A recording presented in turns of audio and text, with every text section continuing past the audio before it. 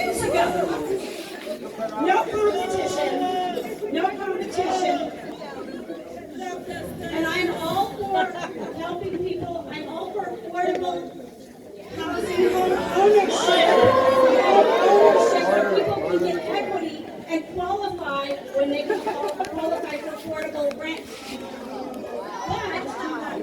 But they're doing it in Houston. They're doing it in other cities. Why are we not progressing this year? Because Bickerdyke makes a nice profit off this.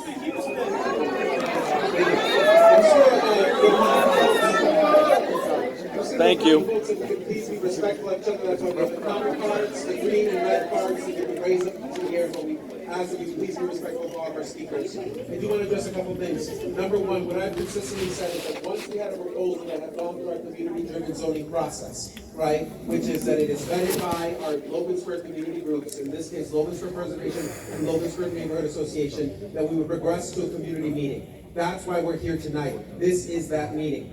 Number two, this is the same exact process that we followed for the Grace Hotel.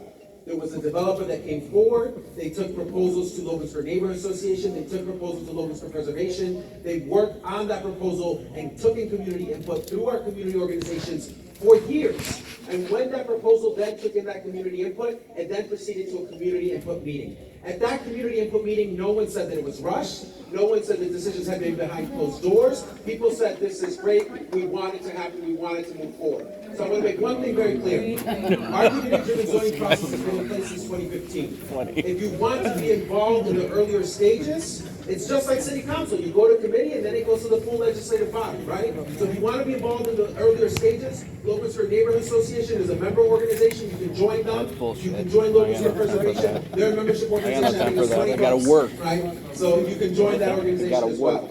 I think that addressed some of the concerns that you I work.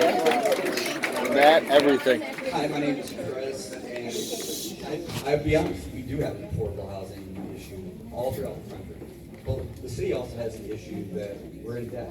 We have an asset here that's worth $4.5 million that we're giving away. That's money that could go to school. That's money that could go to infrastructure, to healthcare, everything else. Can you do it any higher, please?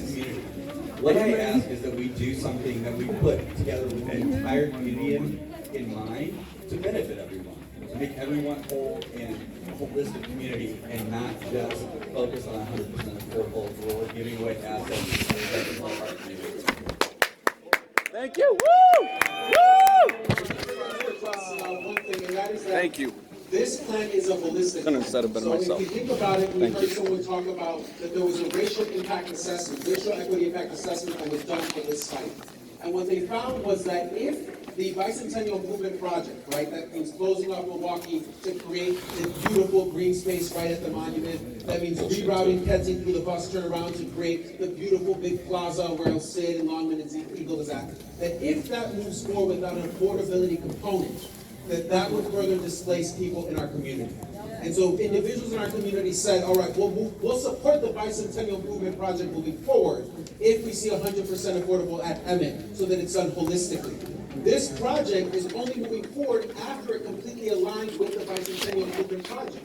So that means that by allowing the reroute of Kedzie through the bus turnaround, this is bringing the entire community together to, one, ensure that we see an increase in that green space, but that at the same time that we're increasing that green space, we're taking steps to mitigate the impact that we'll have in our community by making 100 units to address displacement in the community that we all love.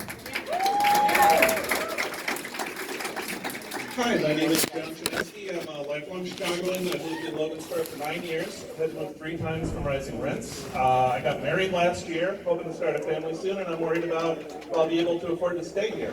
Probably gonna start a So family I then. see a proposal that allows all this building for my fellow Logan Square residents to stay in the neighborhood. I am 100% in favor of. I've also spent the last 3 years knocking doors, talking to folks in Logan Square about things like affordable housing, about this specific project years ago.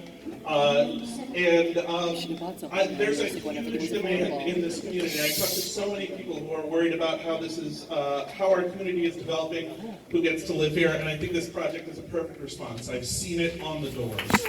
People are complaining about these tips, and I can tell you all day about the problems with the tip program. It is taking money from that could be going to our schools and putting it into funds for other projects. But if you ask me, should that money go to affordable housing for working class Chicagoans? Absolutely, 100%. I understand neighbors have complaints about congestion, about complaints about how we don't have enough blue line service or whatever, and I would love to fight for more funding for CTA, for better public transit, all sorts of those things. But if you're asking us to choose cars and parking spaces over whether our neighbors can live in this community, I will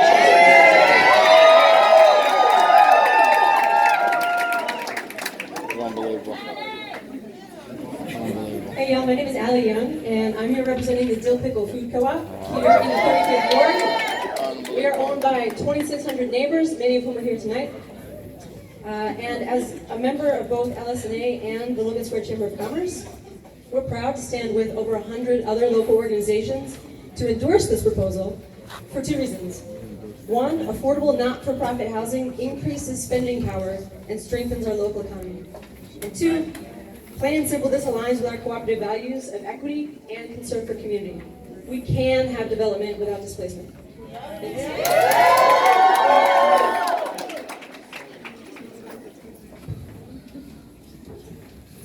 Good afternoon, my name is Jenny Bronzak, and I reside in Logan Square and the 35th Ward. I've also participated in the open community meetings that were hosted in 2014 by MPC, and been part of the very robust community process from the beginning. I'm also Director of Development and Marketing at Lucha.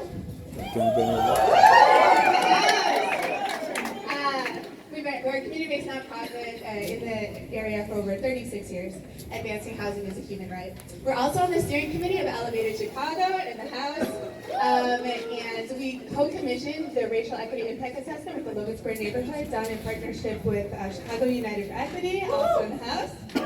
And what we learned from that process was that it's absolutely critical that we recognize Logan Square's longstanding history, which has disproportionately harmed persons of color, and particularly our immigrant, Latinx, and African American neighbors. And housing displacement is just one example. Since 2000, over 20,000 Latinx people have been displaced from Logan Square, including families and seniors, primarily because of rising rents and increasing property taxes. In 2017, Logan Square had the most demolitions across the entire city. The bulk of these had been 2 to 4 unit buildings, which were converted to luxury single-family homes or condos, dramatically decreasing the supply of affordable family-sized units. We fully support this.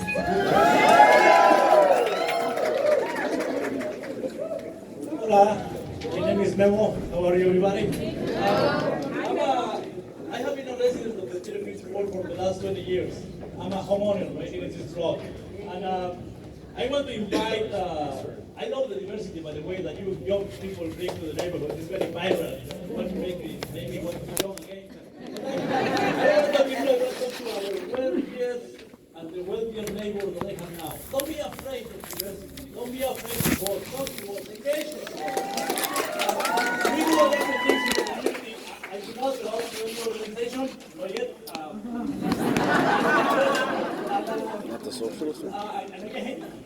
I do a lot of things for the community, the people that know me. I live in this block, and again, I think this is going to be good. Diversity is good for everybody. I am an immigrant. I don't always may agree with either the politicians, but I think this is a good project. If we can put big money in other big projects, I think we can put money in our community. No tip money. No tip money. No tip money. Thank you, Good evening. My name is Callie Bakery, and I've lived in Logan Square for the past 5 years.